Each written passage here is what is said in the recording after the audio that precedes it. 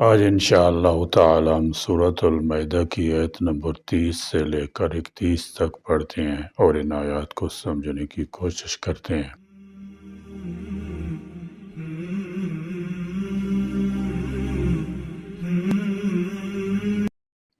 اعوذ باللہ من الشیطان الرجیم، بسم اللہ الرحمن الرحیم۔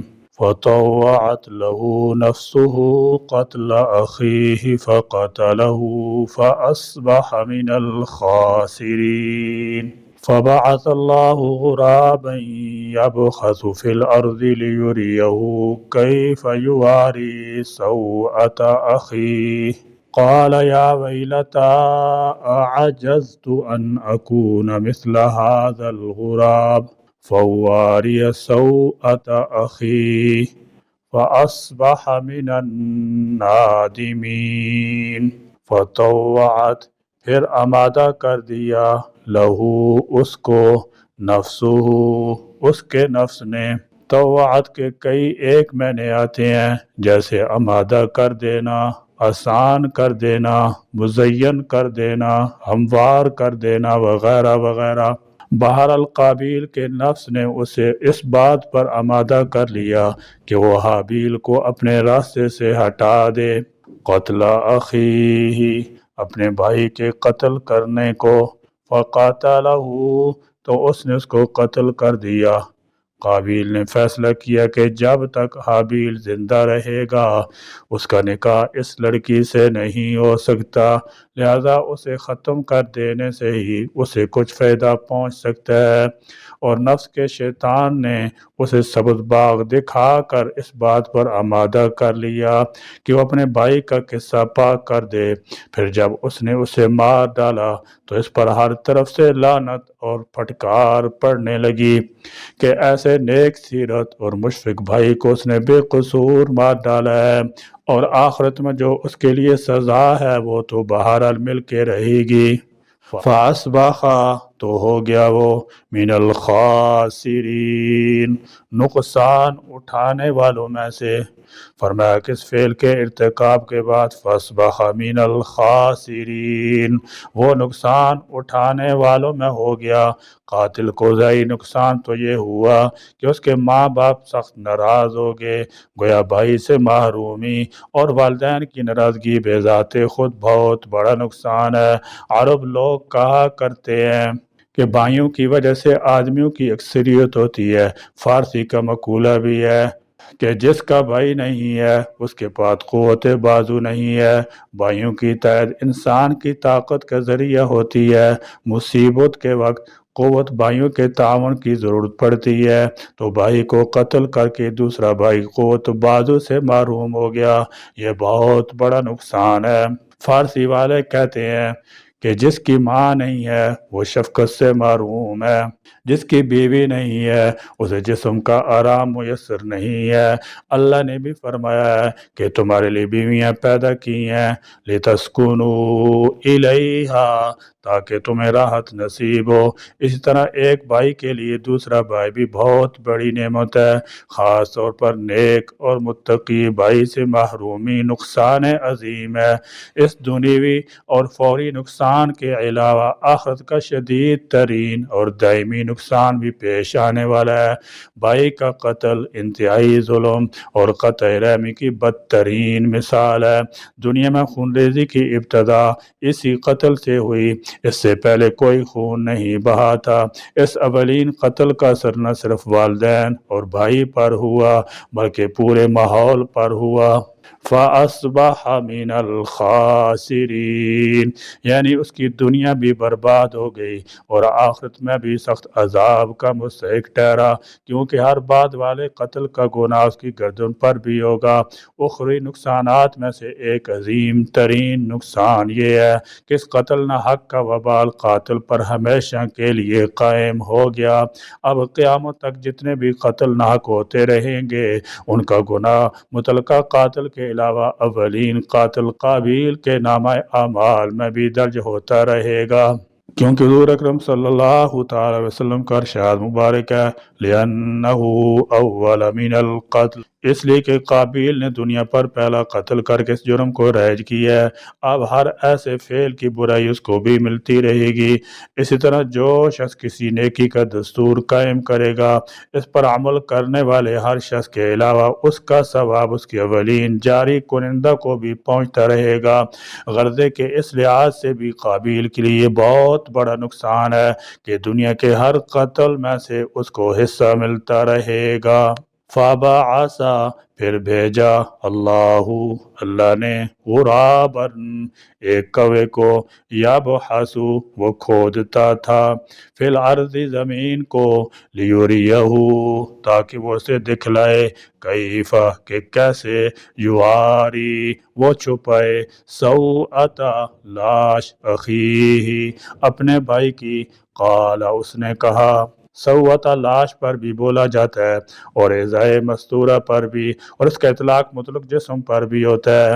یا ویلتا ہائے افسوس، اعجزت کیا میں اس سے عاجز ہوں، کیا میں اس سے گیا گزرا ہوں، عن اس سے بھی کہ اکون ہوں میں، مثل ھذا الغرابی اس کوے کے، فواریا کہ چھپا دیتا میں، سوءۃ لاش اخی اپنے بھائی کی، فاصبح پس وہ ہو گیا، من النادمین شرمندہ ہونے والوں میں سے۔ کیونکہ اس سے پہلے کسی انسان کی موت واقع نہیں ہوئی تھی، اس لیے قابیل کے سمجھ میں یہ بات نہیں آ رہی تھی کہ بھائی کے بے جان لاش کو کیسے ٹھکانے لگائے۔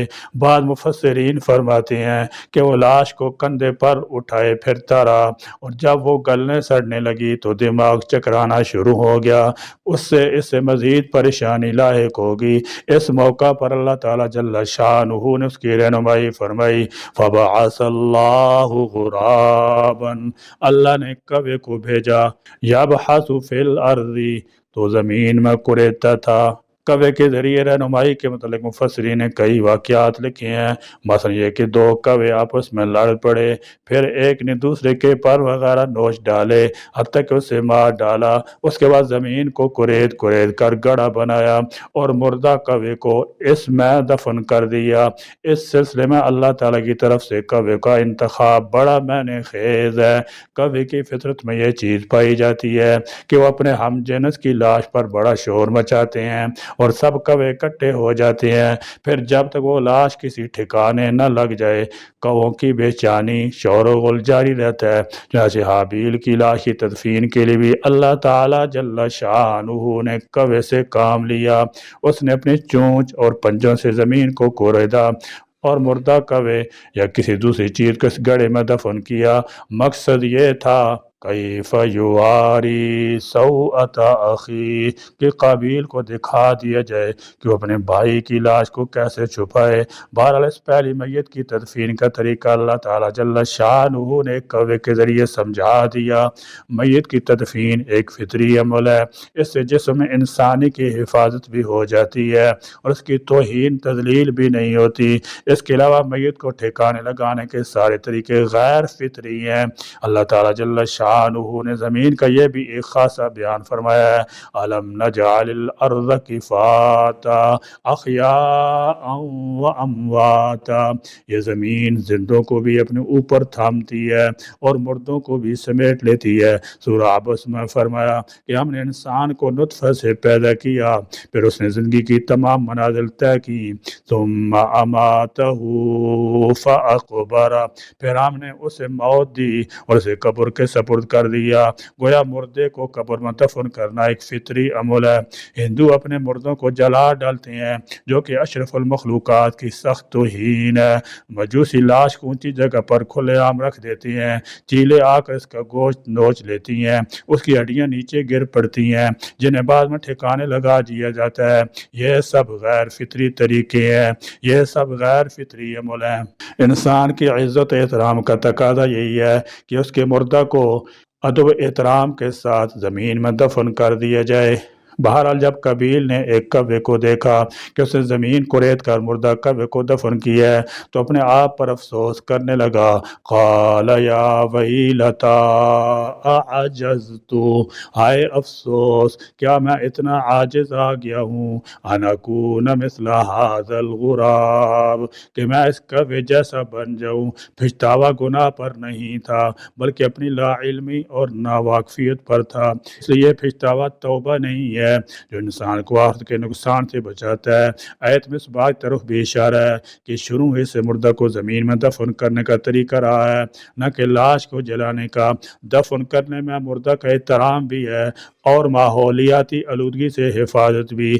جلانے میں انسان کی بے حرمتی بھی ہے۔